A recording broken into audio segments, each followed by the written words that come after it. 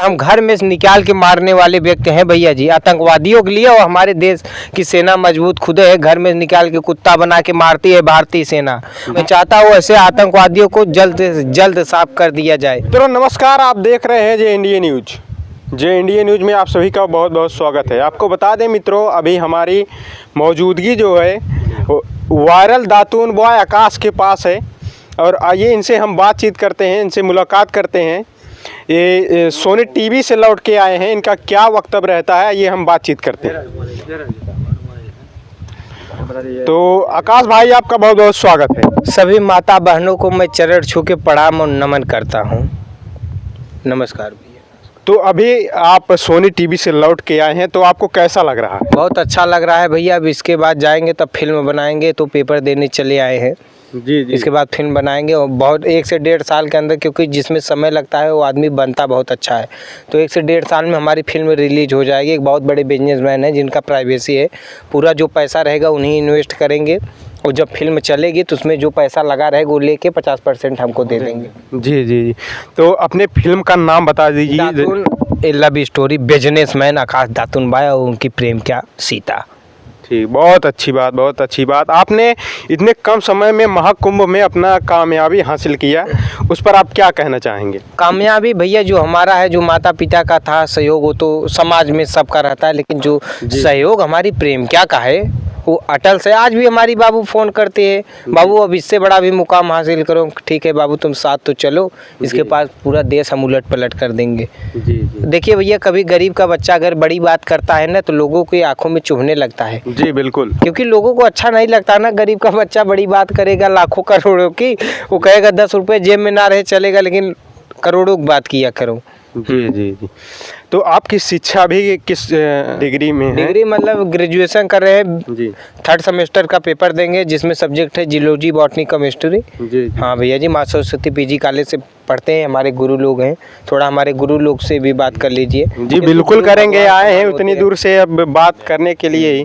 तो आपका बहुत बहुत स्वागत भाई। क्या नाम है? मेरा नाम विनोद कुमार यादव है। जी। हमारे साथ में बंदा पढ़ा है 2 साल। जी। और पढ़ने में भी होनहार था, बट क्या है थोड़ा सी गरीबी होता है, तो जब इनके पास कुछ नहीं रहता तो हम लोग लेने के लिए इनको आते थे। और ये सुभाष पाल हैं, इनसे भी थोड़ा सी बहुत बहुत स्वागत है भाई। क्या नाम है? सुभाष पाल। जी। हम जमालापुर बंजारी से आए हैं। ये हमारा आकाश छोटा भाई है, जो हमारे साथ 2 साल पढ़ा है। जी। हम लोग दिनकर इंटर कॉलेज रायपुर जोगापुर से NCC लिए हैं। जी। और तीनों भाई साथ में पढ़ रहे थे। तो इसके बाद अभी तो हम लोग बाहर रहने लगे। हम लोग फौज की तैयारी करते थे, हम लोग का हुआ नहीं, लेकिन अब कमाना खाना है तो भाई कहीं ना कहीं रहना ही पड़ेगा। जी बिल्कुल। जिंदगी में एक समय के बाद मोड़ जरूर आता है। यही मोड़ हमारे जिंदगी में आया भैया। पिताजी बोले बेटा मुंबई आ जाओ। जब हम अपने बाबू को बताए तो रोने लगी कि बाबू अब तुम कहाँ जाओगे, क्योंकि बाबू गरीबी है, बेरोजगारी है, दूर तो करना पड़ेगा। कहें बाबू तुम मेरी हर बात मानते हो, एक बात और मानो। क्योंकि बोलो हर बात तो तुम्हारी मानता हूँ, एक बात और मानने में क्या जा रही। बोली बाबू तुम दातून बेचो। हम कहे क्या फालतू बात कर रही हो तुम, मैं समाज में दातून बेचूंगा तो मेरा मान सम्मान जाएगा, सब लोग थूकेंगे मुँह पे। बोले कि बाबू अगर आपके पास पैसा नहीं है तो ऐसे ही सब थूकेंगे, अगर पैसा है तो वो थूक कामयाबी में बदल जाएगा। बिल्कुल सही। तो भैया जी तो हमने बेचा दातून, नहीं तो गुरुजी भी हमारा नौकरी लगवा रहे थे 18,000 19,000 में, लेकिन उससे भैया सिर्फ परिवार की सब्जी बदलती। जो कि हमारे गुरुजी 45-60 हज़ार कमा रहे हैं। हमारे गुरुजी मेहनत करते हैं, जो कि 2 साल से जहां काम करते रहते हैं 35-40 हज़ार कमाते हैं। तो हमें भी बोले कि चेला अगर तुम्हारे घर की स्थिति नहीं है तो आओ, हम अपने मैनेजर से बात करके आपको काम दिला रहे हैं। लेकिन ज़िंदगी भैया ऐसी बदली रातों रात की। शाम के गुरुजी नौकरी करेंगे तो घर की सब्जी बदलेगी और कुछ नहीं हम बदल पाएंगे। हमको पूरे परिवार की पीढ़ी बदलना है कि ऐसा लगे कि कोई हमारे खानदान में बच्चा था जो सब उलट पलट कर दिया। तो मैंने दातून बेचा, मोनालिसा को देखा कि माला बेच के आग देख के वायरल हुई। तो हमके भैया हम भी हो सकते हैं, लेकिन संघर्ष करने में क्या जा रहा है। तो बेचे भैया, अंग्रेजों को भी बेचे, IIT बाबा को भी देखे, वो भी संघर्ष किए हैं अपना साधु बाबा बन के। अच्छा ये बताइए आकाश जी, आप जो धातुगन बेचते थे तो हमारे मतलब इंडियन को कितने में देते थे और अंग्रेजों को कितने में देते इंडियन को भैया 10 रुपए का देते थे, अंग्रेजों को 100 रुपए का। ऐसा क्यों? उनको बोलते थे इंडियन टूथब्रश 100 रुपीज़। तो लोग भैया हमारे देश में आप जानते होंगे, जब पैदा हुए होंगे तो सुने होंगे माता बहनों पर कितना अत्याचार किया, सोना बहुत बहुत अत्याचार किया। तो आप लोगों ने कहानियों में सुना, लेकिन हमारे आजा बाबा ने बताया तो मुझे बहुत घृणा हुई उन लोगों से। तो मैं इस घृणा का अपमान जो हुआ था देश का, तो बदला लेना चाहता था। मैंने बदला लिया, करीब 25-30 हजार उन्हीं लोग से लूट लिया। जी जी। और अंग्रेज को ढूंढ ढूंढ के बेचते थे, सोए रहते थे। Indian toothbrush, Indian toothbrush ma'am, Indian toothbrush yes ma'am, कितने 100 रुपीज़ बेच देते थे सर। 100 रुपये में बेच देते थे? बिल्कुल सर। जी जी।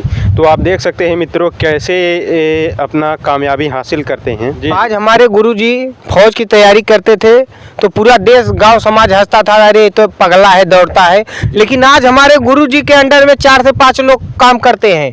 गोरख भैया के अंडर में भी 10 लोग कार्य करते हैं। जो मुंबई में मैनेजर हैं, जो इनके अंडर में 4, 5 या 10 लोग कार्य करते हैं। क्यों? क्योंकि भैया जी का भी बड़ा सोच था कि नौकरी से कुछ नहीं, नौकरी नहीं मिली फौज की, क्या हुआ?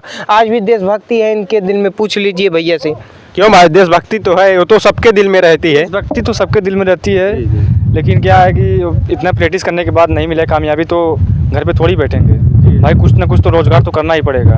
तभी हम मुंबई में काम करते हैं अभी, जो कि अपने अंडर में 4-5 लड़के लोग काम करते हैं, वही अपना काम भी करवाते हैं। हम खुद भी काम करते हैं, ऐसा नहीं कि हम मतलब बहुत ज़्यादा हम तरक्की किए हैं। लोगों के साथ अगर मिल के काम करोगे तो लोगों को भी अपनेपन का होगा। चलो भैया, जब भैया इतना बड़ा आदमी हो कि हमारे संगे करते हैं तो हम मेहनत करें, तो यही होता है भैया।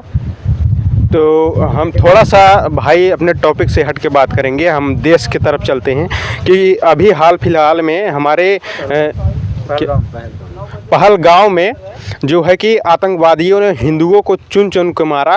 वो बोले कि हिंदू हो या मुस्लिम, जैसे पता चलता था कि हिंदू हैं उनको टपका दिया जाता है। इस पर क्या कहेंगे?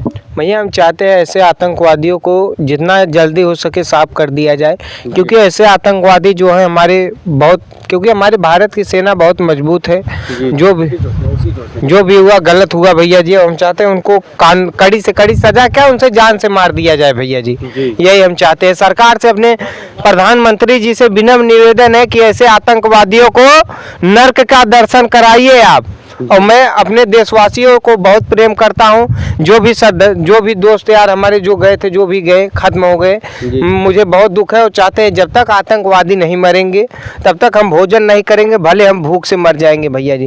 क्योंकि मैं भी उसी देश में रहने वाला हूं जिस देश में गंगा बहती है। जी। आपको अगर ये मौका मिले तो आप क्या करेंगे आतंकवादियों के प्रति? भैया अगर हमारे देश के लिए अगर हमारे बलिदान देना पड़े तो हम हमेशा हाजिर हैं। और अगर हमें दे दिया जाए ना तो हम घर में से निकाल के मारने वाले व्यक्ति हैं भैया जी, आतंकवादियों के लिए। और हमारे देश की सेना मजबूत खुद है, घर में निकाल के कुत्ता बना के मारती है भारतीय सेना, लतियाती भी है और जान से भी मारती है। कुछ तब वही कहोगे भैया छोड़ दो, गलती हो गया। कई आतंकवादियों को देखे होंगे कि पैर हाथ जोड़ते हैं लेकिन तब पर भी नहीं छोड़ते। तो मैं चाहता हूँ ऐसे आतंकवादियों को जल्द से जल्द साफ कर दिया जाए। तो मित्रों, ये था हमारे वायरल आकाश बॉय का जो वक्तव्य। आपको कैसा लगा अपनी प्रतिक्रिया कमेंट बॉक्स में ज़रूर दीजिएगा। मित्रों, मिलते हैं ऐसी ही खबरों के साथ नेक्स्ट किसी खबरों में। तब तक के लिए जय हिंद, जय भारत।